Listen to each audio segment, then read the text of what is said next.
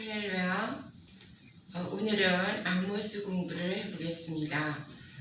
아모스가 하나님 앞에 부름을 받았을 때는 유다 왕 우시야 시대, 곧 이스라엘 왕 요아스의 아들 여로보암 시대의 지진 전 2년이었습니다. 우시야는 BC 792년에서 740년에 유다를 치리했고요. 여로보암 2세는 BC 793년에서 754년에 이스라엘을 다스린 왕이었습니다.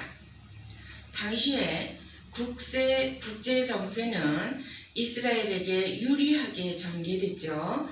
이스라엘을 괴롭히던 아수르는 아수르 북쪽에서 남쪽으로 세력을 확장하려는 아라랏과의 전쟁에 휘말려들었어요. 그래서 이스라엘과 그 주변에 뻗고 있던 힘을 아라랏 전선으로 옮기지 않을 수가 없었죠.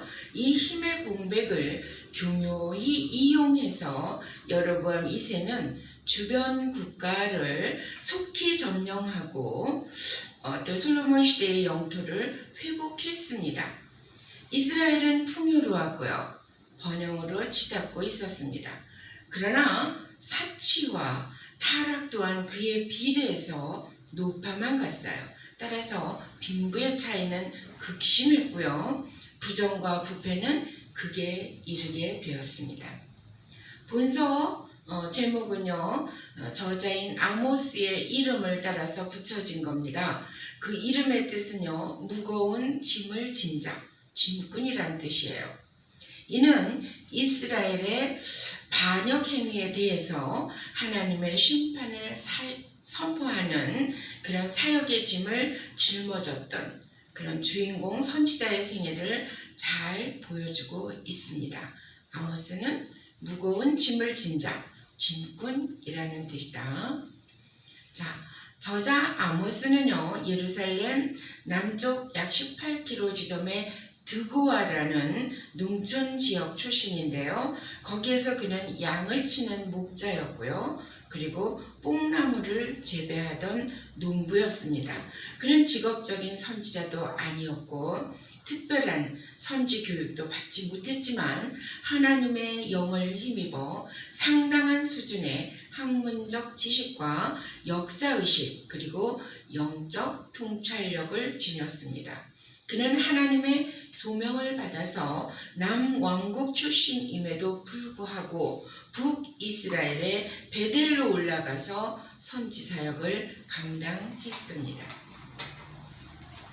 당시 이스라엘은 정치적 안정과 물질적 풍요를 누렸다 그랬죠. 그러나 신앙적으로는 타락하였으며 그 결과 우상숭배, 간음, 살인, 의식중시주의 등에 만연되어 있었습니다. 더구나 그들은 선민임에도 불구하고 그들이 생각하기를 어떠한 재앙도 자기들은 선민이니까 임하지 않는다는 자만심을 갖고 있었어요. 그에 대해서 그들에 대한 하나님의 심판은 피할 수 없는 지경에 이르게 된 거죠. 아모스 예언은 임박한 심판을 경고하는 동시에 그 이후에 있을 메시아를 통한 구원의 약속을 주려는 동기에서 쓰여졌습니다. 따라서 아모스서는요, 무가치한 자들에게 베푸시는 하나님의 공의와 선하심을 보여주는 표본이라고 볼 수 있습니다. 이 책의 특징은 이사야가 하나님의 거룩함을 강조했다면 호세아는 뭐죠? 호세아는 하나님의 사랑을 강조했죠. 아모스는요, 하나님의 공의를 강조하고 있습니다. 아모스는 하나님의 속성을 공의 혹은 정의로 파악하고 또한 이것을 인간 도덕의 본질적인 요소라고 가르치고 있습니다. 자, 중요한 요절이 있죠. 아모스서의 8장 11절에 이런 말씀이 있습니다. 주 여호와의 말씀이니라. 보라, 날이 이를지라.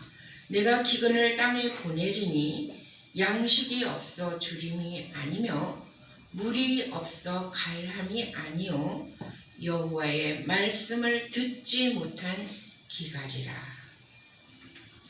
아멘. 아모스는 1장 1절로 9장 15절까지로 되어 있습니다. 주제는 공법과 정의죠. 그래서 유다와 북이스라엘과 주변 국가들에 대한 심판, 또 북이스라엘에게 닥친 심판을 3가지 설교와 5가지 환상과 5가지 회복 약속으로 희망을 제시하고 있습니다. 첫 번째, 아모스 1장 1절로 9장 10절까지 보면 심판에 대해서 쓰여 있어요. 공법을 물같이, 정의를 하수같이 흐르게 하라. 거기에는 8나라에 대한 예언이 있죠. 북이스라엘과 남유다와 이웃 나라들에 대한 심판을 예언했습니다. 언제? 유다왕 우시야 때 드고아의 목자인 아모스가 북이스라엘에 대해서 선포한 하나님의 말씀입니다. 먼저 다메섹에 대한 심판 선언이 있어요. 블레셋에 대해서도 심판 선언했죠. 두로와 에돔과 암몬과 모압에 대한 심판 선언을 했으며 남유다에 대해서도 심판 선언을 했는데 그 이유는 율법을 무시하고 우상 숭배를 한 죄라고 했습니다.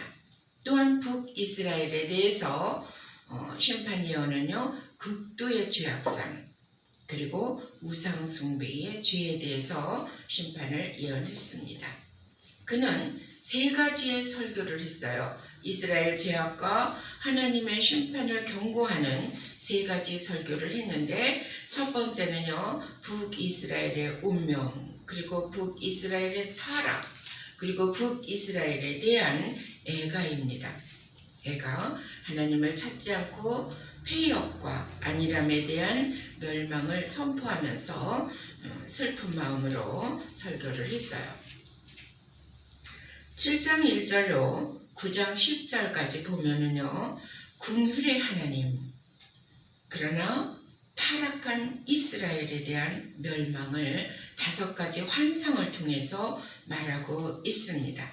그 5가지 환상을 우리가 잠시 살펴보면요, 첫 번째는 황충에 대한 환상입니다. 메뚜기 떼의 환상이죠. 메뚜기 떼와 흉년, 그리고 흉년이 오는 것을 환상을 보고 아모스가 주여 그리 마옵소서 이르잖아요. 아모스가 간청하니까 주님께서 사하시기를 청하는 아모스에게 주님께서 그 일을 중지시켜 주십니다.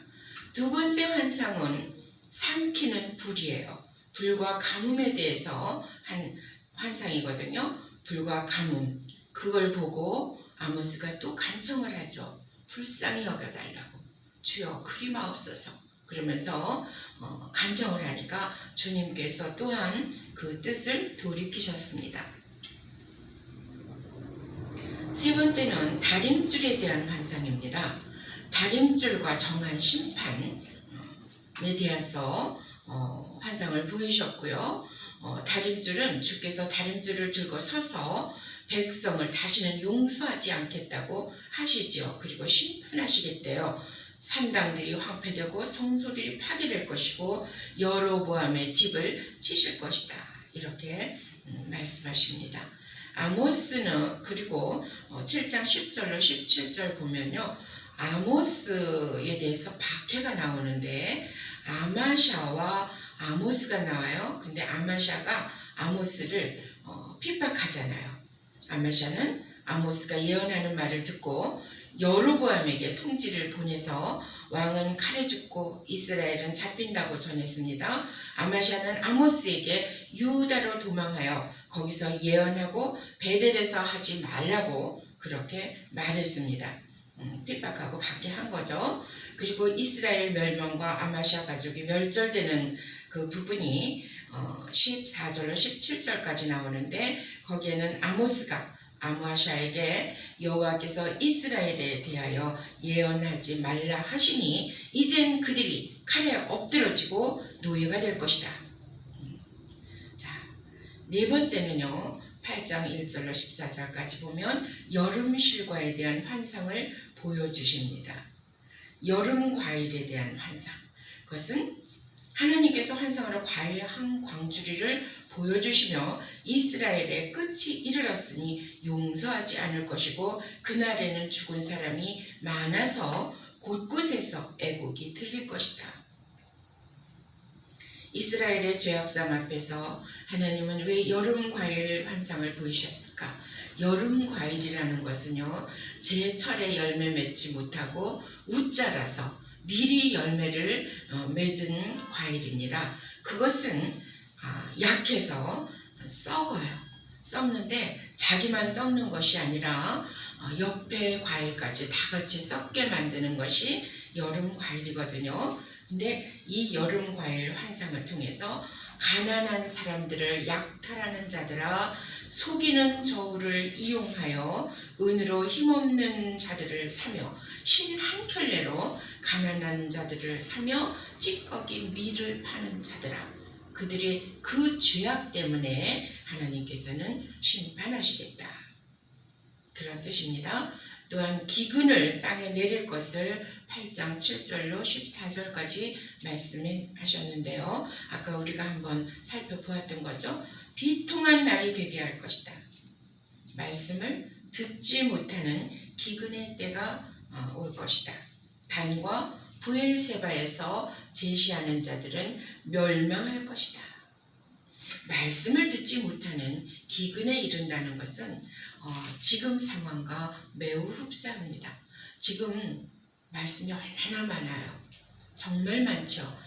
미디어를 통해서 또한 각 단체를 통해서 많은 목자들을 통해서 말씀이 홍수같이 쏟아지는 때입니다.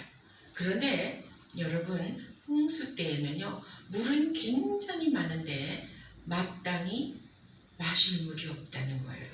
물은 많은데 갈함을 채워줄 수 있는 그 물이 없다는 거죠. 그런 것처럼 그날엔 기근이 있을 것이니 양식과 물이 없는 것이 아니고 말씀을 듣지 못하는 생명수 되는 말씀을 듣지 못하는 것이 기근이라 그랬어요. 그래서 사람들이 말씀을 찾아도 만나지 못할 것이다. 굉장한 심판입니다. 그리고 단과 브엘세바에서 제사하는 자들은 멸망할 것이다. 그날의 처녀와 젊은 남자가 갈하여 쓰러지고 우상을 섬기는 자들은 일어나지 못할 것이다. 그랬어요. 자, 마지막으로 성전 파괴에 대한 환상을 5번째 환상을 보여주셨죠. 아모스 9장 1절로 10절입니다. 성전이 파괴됐다는 것은 이스라엘이 멸망됐다는 것입니다. 멸망될 것이라는. 그래서 성전 파괴 현상, 여호와의 권능, 것이 주님께서 제단 위에 서고 기둥머리를 쳐서 문지방이 움직이게 하시고 그들이 스올과 하늘과 갈멜산으로 가고 바다 밑바닥에 숨더라도 모두 죽게 할 것이니 재앙을 받고 복을 받지 못하게 할 것이다. 여호와의 권능은 하나님께서 손을 대시면 땅이 흔들리고 주민들은 애통할 것이며 그분은 하늘에 궁전을 두시고 땅에 궁창을 세우시고 바닷물을 지면에 쏟으신다. 심판의 성격을 볼까요? 백성을 흩어버리신다는 겁니다. 그리고 세계 만민 가운데서 골라내겠다. 디아스포라가 돼서 세계 만민 다 흩어지는데 그 세계 만민 이방인까지 다 합쳐진 그곳에서 하나님은 하나님의 사람을 골라내겠다. 선민이라고 큰 소리 치지 말아라. 우린 선민이기 때문에 괜찮아. 하나님은 우리를 절대 재앙을 보내시지 않아. 그렇게 착각하지 말라는 거죠.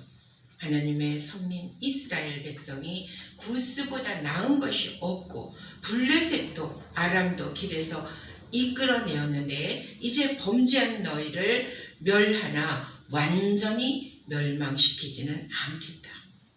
그래서 다 흩어지게 하고는 세계 만민 가운데서 골라내겠다는 것은요, 다른 민족을 통해서 이스라엘을 체질해도 한 알갱이도 땅에 떨어지지 않을 것이지만 죄인은 칼에 찔려 죽을 것이다.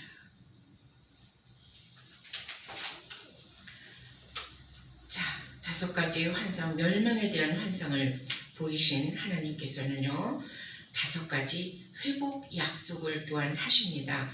9장 11절로 15절에 보니까 5가지 회복 약속이에요. 이스라엘의 회복과 메시아 왕국의 도래죠. 그래서 다윗의 집과 만국의 기업과 물질적 풍요와 그리고 바벨론 포로 귀한 왕국의 영원한 보존, 이렇게 회복 약속을 하셨는데요. 첫 번째 다윗의 집에 대해서는요, 그 집을 다시 일으켜 세우겠다. 언제? 그날에 내가 다윗의 무너진 장막을 일으키리라, 이렇게 약속하셨어요. 그리고 만국 기업에 대해서 기업을 얻게 하겠다. 그들에게 만국을 기업으로 얻게 하리라. 물질적 풍요도 주시겠다는 거예요. 그때에 파종하는 자가 단 포도주를 흘리리라. 4번째는 바벨론의 포로로 갔던 자들을 귀환시키겠다. 포로에서 귀환시키겠다. 그것은 그들의 황폐한 성읍을 건축하여 거주하며 그 열매를 먹게 하겠다. 그 왕국은 영원하리라. 5번째 약속이, 회복 약속이, 그 왕국이 영원하리라. 땅에서 다시는 뽑히지 않으리라. 땅에 심겠다. 그들은 내가 준 땅에서 그들을 심을 것이다. 그렇게 회복 약속을 하셨습니다. 여러분, 북이스라엘은요, 선지자가 호세아도 있었고 요나도 있었고 나훔도 있었고요. 그런데도 하나님은 고향이 베들레헴의 남쪽 드고아인 아모스를 통해서 북이스라엘에 가서 너는 선포하라. 거기 고향이 아니에요. 거기 사람이 아니에요. 근데 너는 가서 선포하라 해서, 아모스는 자기는 선지자 집안도 아니고 선지자 교육을 받은 자도 아니지만 하나님께서 말씀을 물려주시니까 그 말씀에 순종해서 가서 선지자 사역을 했습니다. 남유다에는 선지자들이 여러 명이 있어요. 남유다에는 이사야도 있고요, 다니엘도 있고요, 스바냐와 예레미야와 에스겔과 하박국과 스가랴와 미가와 요엘과 오바댜와 학개와 말라기가 있습니다. 하나님께서 북이스라엘보다 남유다에 더 많은 선지자를 세웠다는 것은 어쩌면 남유다는 더 많은 고난을 겪었을 것입니다. 그럼에도 불구하고 그것이 복이에요. 하나님은 말씀을 주실 때 하나님께서 항상 하나님의 합한 자로 세우시기 위해서 선지자들을 세워서 말씀을 주십니다. 그 말씀에 순종하면 복이고 그 말씀에 불순종하면 결국은 멸망입니다. 아모아가 본 하나님은 4장 13절에 나왔는데요. 천지 만물을 지으신 창조주 하나님을 보았습니다.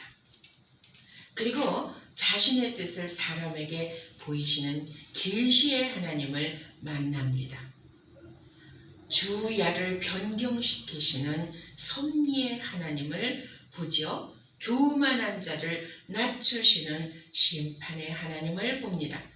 세상의 강한 자를 주관하시는 능력의 하나님을 또한 만납니다. 악을 미워하고 선을 사랑하시는 공의의 하나님도 봅니다. 돌이켜서 선을 행하는 자를 구원하시는 긍휼의 하나님도 봅니다. 아모스가 그렇게 하나님을 만난 자였기 때문에 두말 없이 하나님의 말씀대로 순종해서 사역자의 길을 갔습니다. 그래요. 우리 하나님은 창조주 하나님이시고요. 그리고 계시의 하나님이시며 섭리의 하나님이시고 심판의 하나님이시며 능력의 하나님, 공의의 하나님, 긍휼의 하나님이십니다. 그렇기 때문에 성경에 나타난 성도가 무엇을 세워야 할까? 우리가 하나님 앞에서 무엇을 세우며 살아야 할까? 그것은 첫 번째 공의입니다. 공의. 두 번째는 율법이죠. 말씀이에요. 그리고 교회의 덕입니다. 그리스도의 몸입니다. 그리고 주변에 연약한 성도를 세워줘야 하는 그런 성도가 아름다운 성도입니다. 하나님은 언제 이스라엘을 영구적으로 세울 것인가? 거기 보면 9장 15절에 이런 말씀이 있어요. 이는 육적인 이스라엘이 아니라 영적인 이스라엘과 관계된 말로서 장차 메시아 시대에 유대인이든 이방인이든 예수 그리스도를 믿는 모든 하나님의 백성들, 곧 주님의 교회를 영원토록 흔들림 없이 구원의 반석 위에 견고하게 세워줄 것이다. 궁극적으로는요, 하나님의 백성들은요, 새하늘과 새 땅에 영원토록 정착될 것이다. 아멘. 자, 신학적 결론 한번 볼까요? 간단하게. 아모스는요, 이스라엘 백성들 앞에 그들, 그리고 누구죠? 우리들입니다. 우리들이 반드시 들어야 할 몇몇 주제들을 던져 놓았습니다. 그는 우선 당시 세간에 유행하던 그릇된 믿음을 예로 들어서 맹렬히 공격한 후에 하나님과 맺은 언약 관계의 근본, 토대가 될 만한 몇 가지 내용들을 밝혀주었죠. 첫 번째는요, 일정한 형식의 예배나 의식을 단순히 준수하는 것만으로는 하나님과 바른 관계를 맺을 수 없다. 가난하고 힘없는 백성들을 돌보거나 올바로 대우하지 않는 종교는 아무리 거창하고 훌륭해 보여도 무익할 뿐이다. 하나님의 백성이라 해서 심판을 면제받지는 못한다. 이스라엘 백성들은 받은 특권이 크면 클수록 책임도 크다는 중요한 사실을 무시했었습니다. 심판의 목적이나 의도가 한결같이 형벌과 고통에만 있지 않다. 아모스는 일시적인 심판들에 대해 썼지만 그 심판들의 목적은 구속적이며 그리고 백성들로 하여금 하나님과 올바른 관계를 맺도록 하기 위함이었다. 마지막으로는요, 하나님께서는 당신의 계시의 대리자로 삼을 사람을 오늘도 부르신다. 하나님의 선지자는 하나님의 부르심에 응하여 나온 선지자이지 교육이나 훈련 혹은 직업적인 선택의 결과로 된 자들은 아니다. 알고 하셔야 돼요. 알고 하셔야 됩니다. 아멘. 여러 가지 생각을 많이 하게 되는 아모스서였습니다. 자, 수고하셨습니다.